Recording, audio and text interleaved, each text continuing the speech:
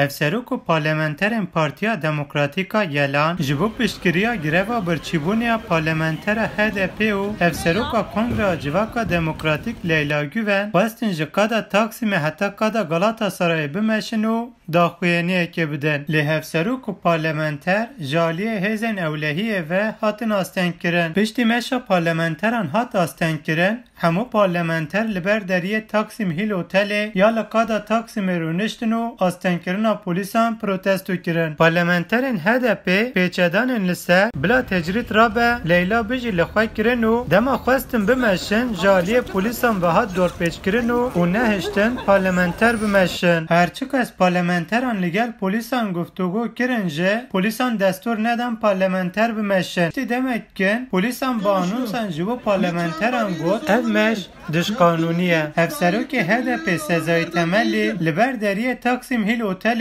dibin dorpêça polîsan de axivî û got ev wêne dide nîşan ku Türkiye di nav tecrid edeye. û wiha got. Bu ülkenin bir hukuk devleti olmasını Em dixwazin Tirkiye bibe dewleteke bi qanûn û demokrasî were avakirin. Em parastin û daxwaza mafê mirovan rêvebirina qanûnan û dadweriya serbixwe dikin. Bo pêkhatina van armancan em wekû HDP dibêjin divê bi lez û bez tecrîd were rakirin. Heke hûn bixwazin wêneya tecrîdê bibînin, îro li vir ew wêneya me tecrîdê nîşan dide. Em dibêjin Tirkiye dibin tecrîdê de ye. Eger hûn li dora xwe binerin, hûn ê wêneya tecrîdê bibînin. Dîsa careke din li qada Taksimê ev tecrîd bi zelalî tê xuya kirin. Piştî axaftina Temelî, hevseroka HDP Pervîn Buldan ji axivî û got, mirovatî ew e ku mirin werin sekinandin û bertek nîşanê gotinên Vezîrê Navxweyî Tirkiye Süleyman Soylu da. Soylu ji bo meşa parlamentera gotibû, eger ez bihêlim hûn bimeşin, ez nezilamim. Bugün Leyla Güven'in 96. gününde.